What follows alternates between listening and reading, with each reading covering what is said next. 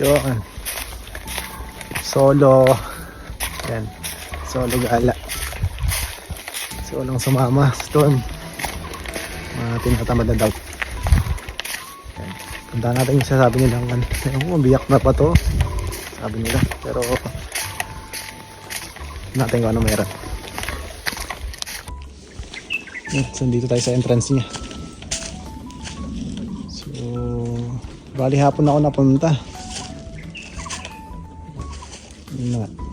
Ngayon na naisipan, biglaan din.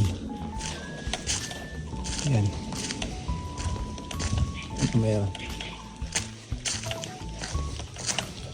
Maganda to sa mga mahilig mag-hiking. Sa tingin ko kasi parang trail yata to. Mahabang trail.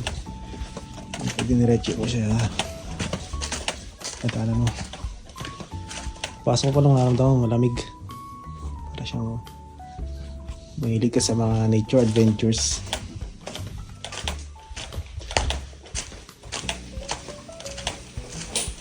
Yan. Kasi pupunta ko kahapon pero bihira na. Hindi mag-trail lang. Yan. Ito siya.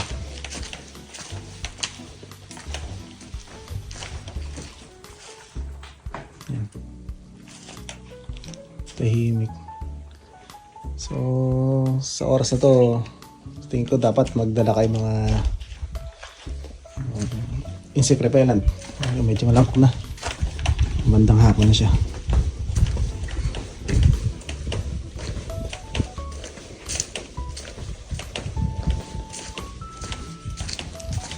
Medyo mahaba pa to. Si Kuya, nag-bike. Ito ang ikoting tatawirin yata itong bundok. Medyo lang ito.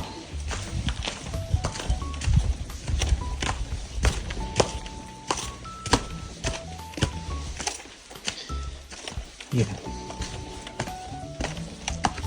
Kung matatakotin ka mag-isa, huwag ka muna mag-isa dito. Sigurado. Pero sa akin kasi yan, aking sanay mag-isa. Lagi namang ganun eh. Char.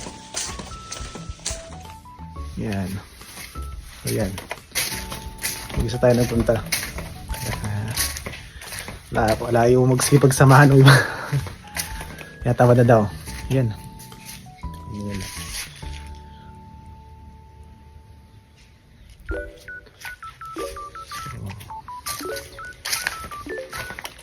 May mga kuweba siya. Ewan ko kung anong kuweba. Ang kuweba yun eh. Yan pa sa tingin ko sa likod ko banda. Yan, parang may maliit siyang kuweba dun. Check natin kung ano meron. Check natin.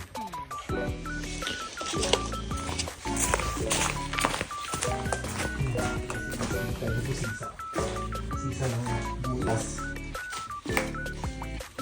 Yan, sisa ng butas. Hanap kayo. Mayari na yan. Yan. Yan. Ay. Tingnan sa tayo sa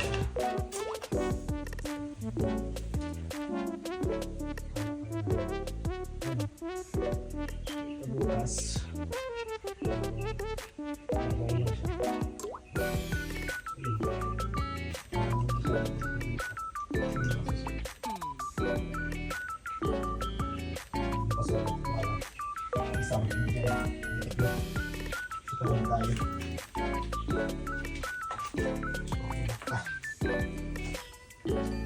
Pasama ni